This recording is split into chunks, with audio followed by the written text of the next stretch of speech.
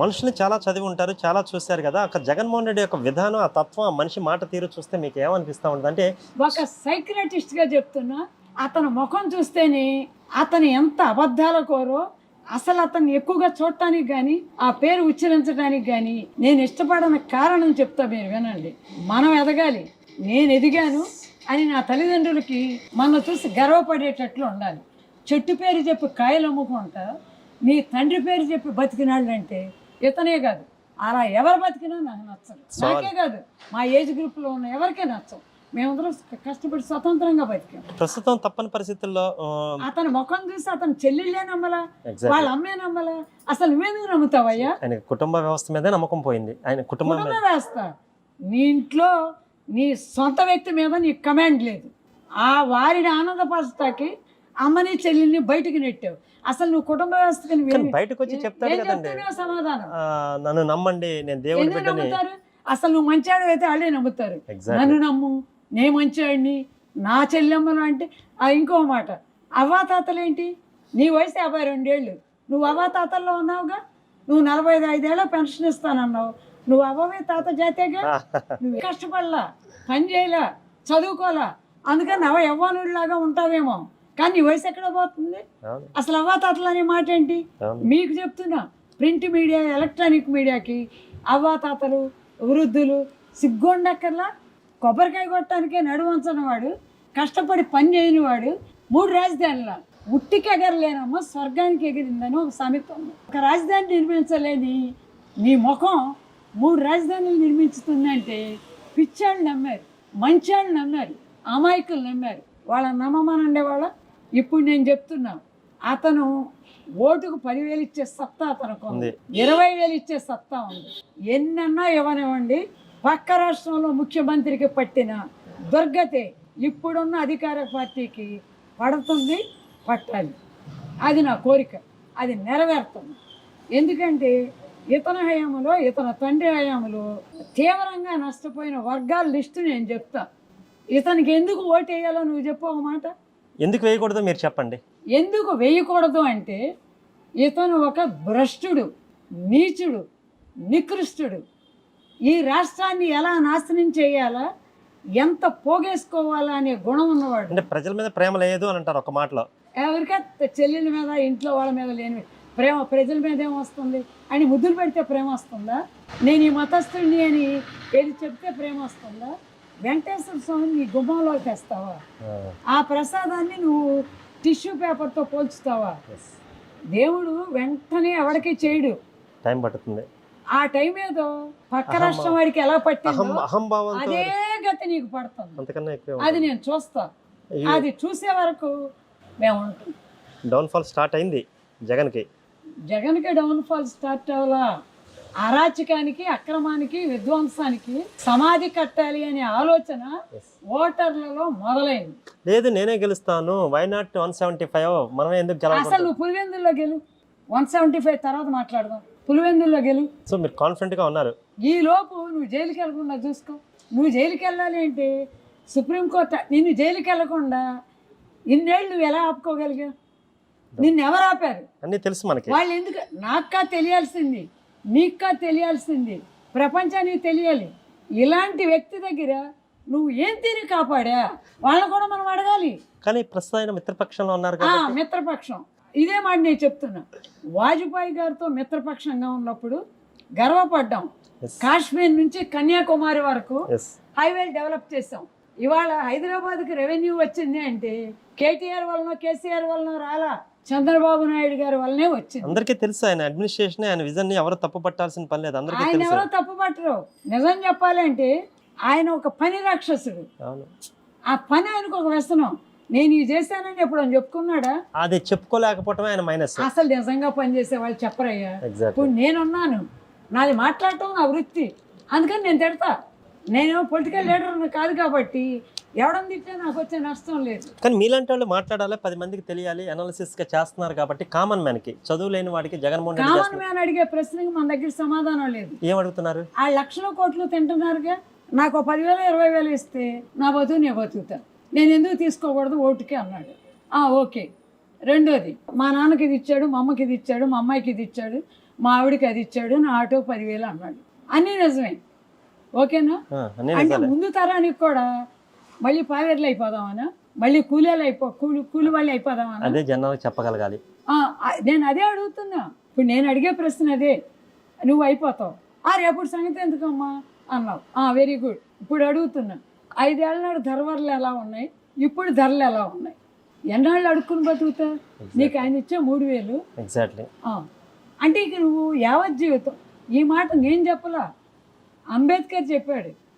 ఎల్లప్పుడూ రాయితీలు ఇచ్చి వీళ్ళని వేరే వర్గంగా పెట్టకండిరా బాబు, అప్పుడు సమాజంలో సమానత్వం రాదురా నాయన అని ఆయన చెప్పాడు. నెహ్రూ గారు చెప్పలా, ఇంకొకరు చెప్పలా. రాజ్యాంగంలో అదే చెప్పాడు. 125 ఎకరాల్లో అంబేద్కర్ విగ్రహం పెడతానన్నాడు చంద్రబాబు నాయుడు. ఇక్కడ తెచ్చి పెట్టావు నడిబజార్లో. ఇది 125 ఎకరాలు ఉందా? లేదే. అంబేద్కర్కి నేనే వారసుడు. అంబేద్కర్ విదేశీ విద్య అని ఉంది ఒకటి, దాని పేరు తీసి ఆయన పేరు పెట్టుకున్నాడు. ఇప్పుడు నేను అడిగింది అదే. ఎన్టీఆర్ పేరు పెట్టినప్పుడు నువ్వేం చెప్పా? ఆయన డాక్టర్ కాదన్నావా? మీ నాన్న డాక్టర్ అన్నావు. అసలు వైద్యం చేయని ఆయన డాక్టర్ ఎట్లా అవుతాడు? ఆయన 1 సంవత్సరమే వైద్యం చేశాడు, ఆ తర్వాత రాజకీయాల్లోకి వచ్చాడు. ఆయనకి డాక్టర్ ఎలా అవుతాడు? మేము ఎందుకు అడగకూడదు? మా గొంతు లేదా? మాకు తెలియదా రాజ్యాంగం? కానీ గౌరవ్, మీరు అన్నట్టు విలువలు తగ్గిపోతుంది. మీలాంటి వాళ్ళు ఇందాక మీరు అన్నారు, ఎందుకు ఈ రాజకీయం చూస్తున్నానా, సిగ్గు అనిపిస్తున్నాను. కానీ కాదు, మీరు సిగ్గుపడాలి. అందరికి బాధ, సిగ్గు. ఇప్పుడు కొడాలి నాని అన్నావు, ఈ పక్క జిల్లా కదా ఇప్పుడు మనం మాట్లాడేది. ఉమ్మడి కృష్ణా జిల్లాలో మంత్రిగా చేసి. మంత్రిగానా? ఇలాంటి కంత్రీలందరూ మంత్రులుగా చేయటం అనేది జరుగుతుందని నేను కల్లో ఊహించుకోవాలా. ఎందుకంటే మేము చదివిన పాఠాల్లో మాకు నేర్పిన అత్యంత మేధావులైన ప్రొఫెసర్స్ ఎవరో కూడా ఇలాంటి వాళ్ళు అనుకోలే. ఏంటి వాడు మాట్లాడేది? అంటే నువ్వు బూతుల్ని లీగలైజ్ చేస్తావా? ఎవడైనా క్లాసులో తప్పు మాట్లాడితే చిత్రహింస పెట్టాం. ఇప్పుడు వాళ్ళు ఏమడుగుతున్నారు? అసెంబ్లీలోనే అసభ్యంగా మాట్లాడుతుంటే ఆగమమ్మ నువ్వు అని అడుగుతున్నారు. అంటే డిసిప్లిన్ ఎక్కడ పోయింది? మీ వలన అసలు మొత్తం సమాజంలో పోయింది. అసలు అలాంటి వాళ్ళకి సీట్లు ఇవ్వకూడదు. కానీ అలాంటి వాళ్ళే ఉన్నారు కదా మేడం, పార్టీ అంతా కూడా టాప్ టు బాటం. అసలు నాయకుడే అలా ఉన్నారండి, ఉన్నారు. నువ్వు వాళ్ళని ఎందుకు ఓడించావు? నీకేం భయం? ఇవాళ చెప్పొద్దు నీ పెన్షన్ పోతుందని భయం, నువ్వు చెప్పొద్దు. రేపు నువ్వు వాడు తినున్నాడు కాబట్టి ఇస్తాడు. ఇప్పుడు గద్దె రామ్మోహన్ లాంటి వాళ్ళు ఏ స్కాముల్లోనూ లేరు. ఆయన ఏమి తెచ్చిస్తారు? స్కాముల పక్కన ఎప్పుడు 24 గంటల జనంలో ఉండే ఒకే ఏకైక వ్యక్తి మన చంద్రబాబు నాయుడు గారు ప్రశంసించారు. చాలా రేస్లో ముందున్నారు తూర్పు కాన్స్టిట్యున్సీ. ఉన్నాడమ్మా, కాదనలా. ఇప్పుడు ఆయన మంచివాడు అని మనందరం చెప్పాలి. చంద్రబాబు నాయుడు గొప్పవాడని ఆయన జైలుకి వెళ్తేనే కదా మనకు తెలిసింది. అంతకుముందు ఎవడో తెలుసు? ప్రపంచవ్యాప్తంగా తెలిసింది. ప్రపంచవ్యాప్తంగా ఆయన ఎప్పుడో గుర్తించారు. నీ పక్కన ఎవరు ఉంటున్నారు? నీతో పాటు పక్క సెల్లో ఉన్న ఒక మాజీ మంత్రి, ఆయన ఎవడయ్యా?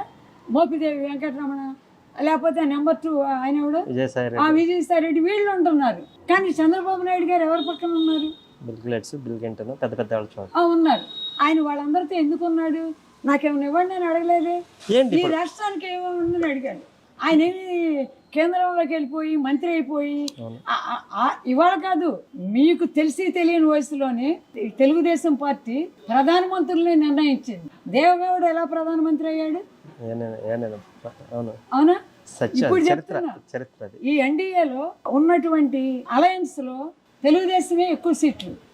అవునా? ఇది ఇంకా గెలవనప్పుడు విషయం. తెలుగుదేశం లోక్సభలో ప్రధాన ప్రతిపక్షంగా ఉంది. ఒక ప్రాంతీయ పార్టీ ప్రధాన ప్రతిపక్షంగా ఉండగలిగింది అంటే అసలు ఇది ఏ స్థాయిలో ఉన్న రాష్ట్రం? ఇది ఏ స్థాయిలో ఉన్న నాయకులు? అసలు ఇప్పుడు ఏంటి? ఇప్పుడు ఇదా? డ్యాన్సులు వేసేవాడు ఒకడు, అసలు డ్యాన్సుల్లోనే పుట్టి పెరిగింది ఒకటి. వీళ్ళందరూ మనకేం చెప్తారు? ఖచ్చితంగా ఓడించాల్సిన సమయం ఆసన్నమైంది. మామూలుగా ఓడించడం కాదు. పక్క రాష్ట్రంలో ఆయనకు 39 సీట్లు వచ్చినాయి. 3+9కి ఈయన్ని పరిమితం చేయాలి.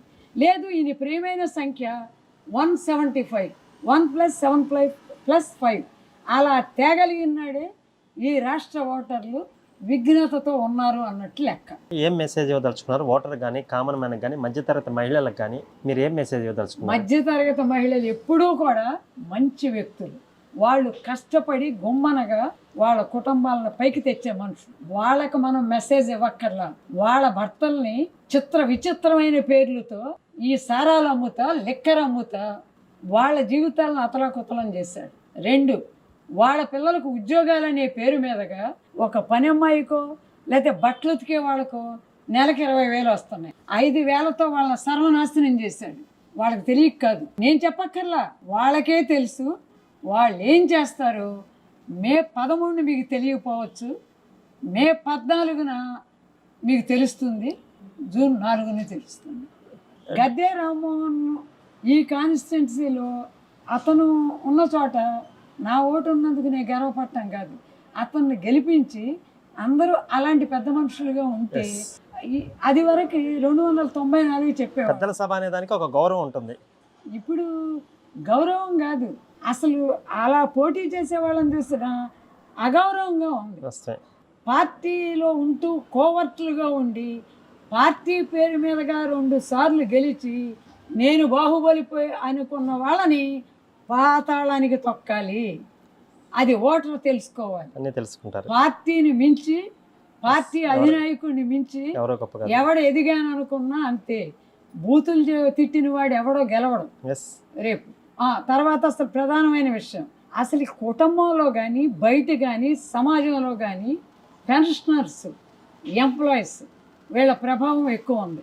పెన్షనర్స్ను కూడా దోచుకున్న దుర్మార్గుడు ప్రస్తుత ముఖ్యమంత్రి.